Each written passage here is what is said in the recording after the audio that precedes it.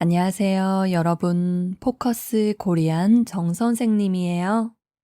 오늘은 조금 무거운 주제에 대해서 이야기해 보려고 해요. 바로 장례식인데요.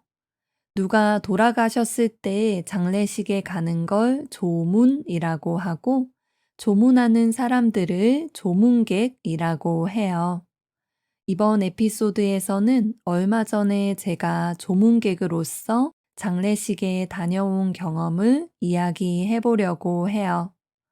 오늘 이야기의 대본과 학습 자료는 페이트리온에 올려놓을게요. 그럼 천천히 이야기할게요. 잘 들어보세요. 얼마 전 제 친한 친구 아버지의 장례식에 다녀왔어요. 친구 아버지께서는 몇 년 동안 암으로 투병 생활을 하셨는데 얼마 전에 결국 돌아가셨거든요. 부고 문자를 받고 다른 친한 친구들과 함께 장례식에 다녀왔어요. 저는 10여 년 전에 장례식에 다녀온 이후로 오랫동안 장례식에 간 적이 없어서 이번에 정말 오랜만에 장례식에 다녀오게 되었어요. 비가 억수같이 쏟아지는 날 운전해서 장례식에 다녀왔는데 가는 내내 정말 마음이 안 좋더라고요. 사실 친구 아버지는 제가 중학생 때 몇 번 뵙고 성인이 된 후로는 뵌 적이 없어서 그분의 죽음이 저에게 직접적으로 와닿거나 하지는 않았어요. 그것보다는 친구가 아버지를 잃고 느낄 슬픔이 저에게 더 크게 와닿았죠. 마음도 여린 친구가 얼마나 슬플지를 생각하니 저도 덩달아 슬프고 마음이 무겁더라고요. 여러분, 드라마나 영화에서 한국의 장례식을 본 적이 있어요? 한국에서는 보통 장례식을 병원 안에 있는 장례식장에서 해요. 병원에서 돌아가시는 경우가 많기도 하고, 장례식장이 대부분 병원과 함께 있는 편이거든요. 장례식에 갈 때는 어두운 옷, 단정한 옷을 입고 가는 게 예의예요. 남자들은 정장에 까만색 넥타이를 하고 가는 사람이 많고, 여자들도 까만 자켓을 입고 가는 경우가 많아요. 물론 꼭 정장을 입어야 하는 건 아니지만, 가능하면 최대한 단정하게 입고 가요. 장례식에 도착하면 먼저 빈소로 가서 고인에게 인사를 드려요. 돌아가신 분을 고인이라고 하고 고인의 사진을 영정사진이라고 하는데 영정사진 앞에서 무릎을 꿇고 절을 해요. 종교에 따라 절을 하지 않고 묵념만 하거나 헌화를 하는 장례식도 있어요. 그리고 조문객이 인사를 드리는 동안 상주와 유족들은 옆에 서서 인사가 끝날 때까지 기다리고 있을 거예요. 상주는 유족의 대표라고 할 수 있는데 보통은 돌아가신 분의 자식들, 특히 맏아들이 하는 편이에요. 여러분도 알다시피 한국은 전통적으로 가부장적 사회였잖아요. 그래서 이런 큰일이 있을 때 가족의 대표는 보통 남자들이 했어요. 예를 들어서 저희 부모님께서 돌아가시면 저는 형제 자매가 언니 한 명밖에 없으니까 형부나 저희 남편이 상주를 하는 거예요. 물론 지금은 꼭 아들이나 남자만 하는 건 아니고 그 집 상황에 따라 다를 거예요. 어쨌든 상주가 장례식에서 가족을 대표해서 조문객을 맞이하고 인사를 하거든요.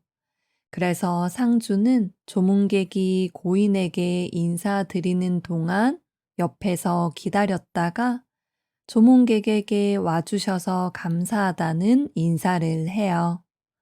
그렇게 상주와 유족들에게 인사까지 하면 기본적인 조문 절차는 끝이에요. 한국 장례 문화에서 빼놓을 수 없는 게 바로 조의금이에요. 조의금은 부의금이라고도 하는데 다른 사람의 죽음을 슬퍼하고 위로하는 의미로 내는 돈이에요. 한국에는 다른 사람에게 결혼식이나 장례식 같은 큰 행사가 있을 때 축하나 위로의 의미로 돈을 내는 문화가 있거든요. 이걸 부조라고 해요. 아무래도 결혼식이나 장례식 같은 행사는 돈이 많이 드니까 이렇게 돈을 주면서 서로 상부상조하는 전통이 있는데 지금도 중요하게 여기고 있어요. 한국 사람들은 다른 일정 때문에 장례식이나 결혼식에 못 가더라도 부조금은 꼭 내는 편이거든요. 그래서 장례식에 갔을 때도 고인과 유족들에게 인사를 드리고 난 후에 조의금을 내요. 사람에게 직접 전달하는 건 아니고 빈소 한쪽에 보면 봉투를 넣을 수 있는 부의함이라는 큰 상자가 있어요. 거기에 넣고 나오면 돼요.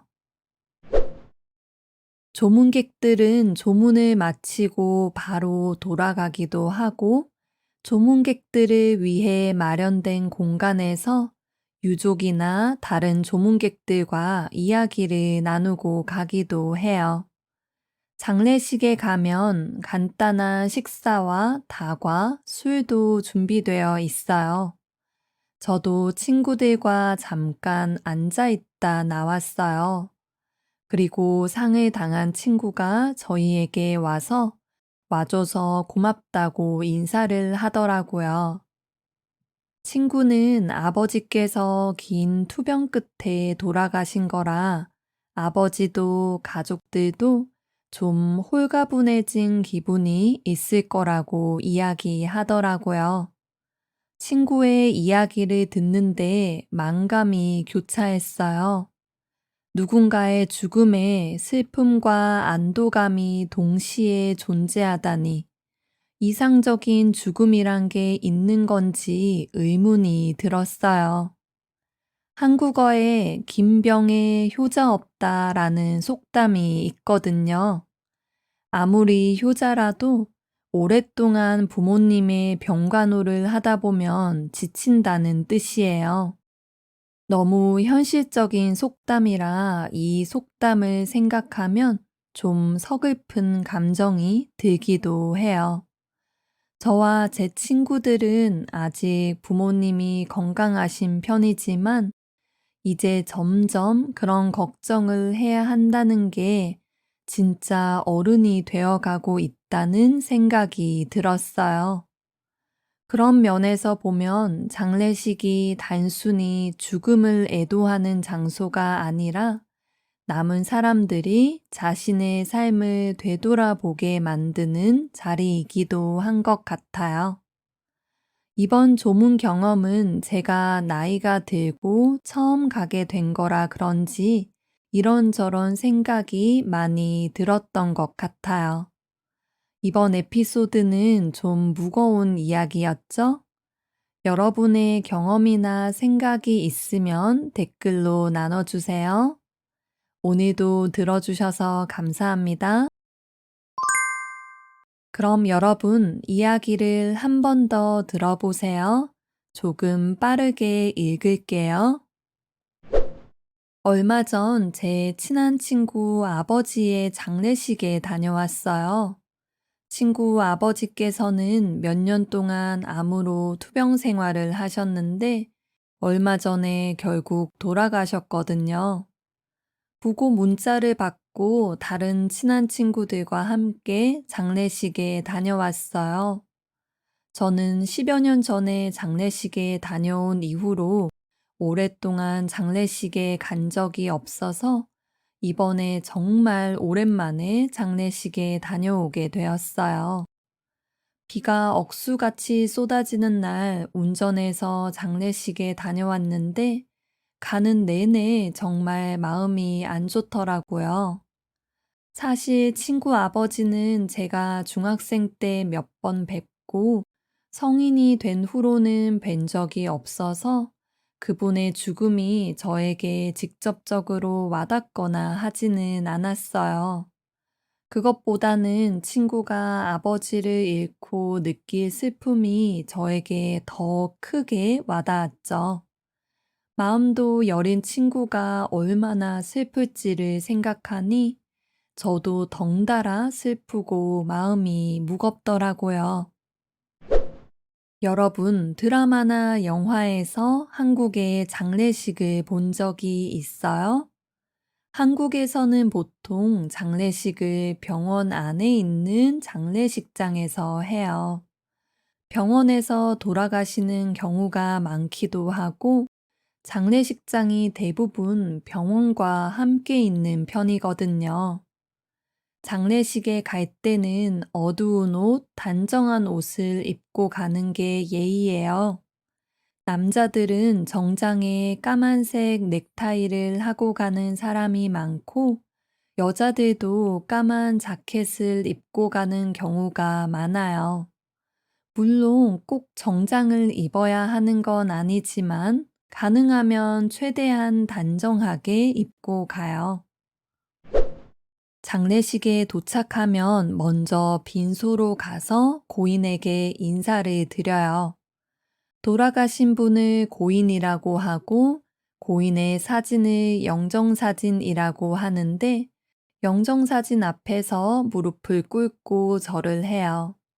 종교에 따라 절을 하지 않고 묵념만 하거나 헌화를 하는 장례식도 있어요.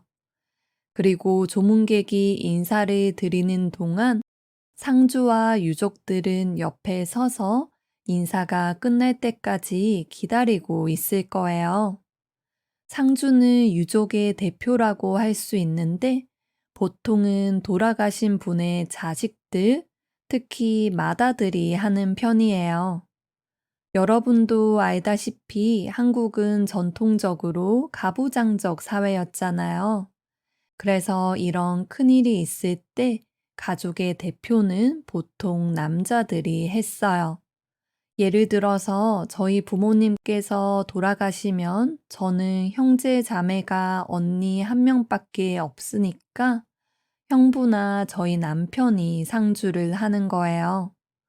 물론 지금은 꼭 아들이나 남자만 하는 건 아니고 그 집 상황에 따라 다를 거예요. 어쨌든 상주가 장례식에서 가족들을 대표해서 조문객을 맞이하고 인사를 하거든요. 그래서 상주는 조문객이 고인에게 인사드리는 동안 옆에서 기다렸다가 조문객에게 와주셔서 감사하다는 인사를 해요. 그렇게 상주와 유족들에게 인사까지 하면 기본적인 조문 절차는 끝이에요.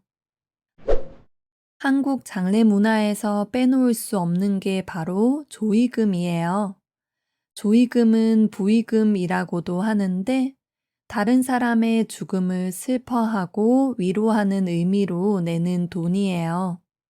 한국에는 다른 사람에게 결혼식이나 장례식 같은 큰 행사가 있을 때 축하나 위로의 의미로 돈을 내는 문화가 있거든요. 이걸 부조라고 해요. 아무래도 결혼식이나 장례식 같은 행사는 돈이 많이 드니까 이렇게 돈을 주면서 서로 상부상조하는 전통이 있는데 지금도 중요하게 여기고 있어요. 한국 사람들은 다른 일정 때문에 장례식이나 결혼식에 못 가더라도 부조금은 꼭 내는 편이거든요. 그래서 장례식에 갔을 때도 고인과 유족들에게 인사를 드리고 난 후에 조의금을 내요. 사람에게 직접 전달하는 건 아니고 빈소 한쪽에 보면 봉투를 넣을 수 있는 부의함이라는 큰 상자가 있어요. 거기에 넣고 나오면 돼요. 조문객들은 조문을 마치고 바로 돌아가기도 하고 조문객들을 위해 마련된 공간에서 유족이나 다른 조문객들과 이야기를 나누고 가기도 해요. 장례식에 가면 간단한 식사와 다과, 술이 준비되어 있어요. 저도 친구들과 잠깐 앉아 있다 나왔어요. 그리고 상을 당한 친구가 저희에게 와줘서 고맙다고 인사를 하더라고요. 친구는 아버지께서 긴 투병 끝에 돌아가신 거라 아버지도 가족들도 좀 홀가분해진 기분이 있을 거라고 이야기하더라고요. 친구의 이야기를 듣는데 만감이 교차했어요. 누군가의 죽음에 슬픔과 안도감이 동시에 존재하다니 이상적인 죽음이란 게 있는 건지 의문이 들었어요. 한국어에 김병에 효자 없다라는 속담이 있거든요. 아무리 효자라도 오랫동안 부모님의 병간호를 하다 보면 지친다는 뜻이에요. 너무 현실적인 속담이라 이 속담을 생각하면 좀 서글픈 감정이 들기도 해요. 저와 제 친구들은 아직 부모님이 건강하신 편이지만 이제 점점 그런 걱정을 해야 한다는 게 진짜 어른이 되어가고 있다는 생각이 들었어요. 그런 면에서 보면 장례식이 단순히 죽음을 애도하는 장소가 아니라 남은 사람들이 자신의 삶을 되돌아보게 만드는 자리이기도 한 것 같아요. 이번 조문 경험은 제가 나이가 들고 처음 가게 된 거라 그런지 이런저런 생각이 많이 들었던 것 같아요. 이번 에피소드는 좀 무거운 이야기였죠? 여러분의 경험이나 생각이 있으면 댓글로 나눠주세요.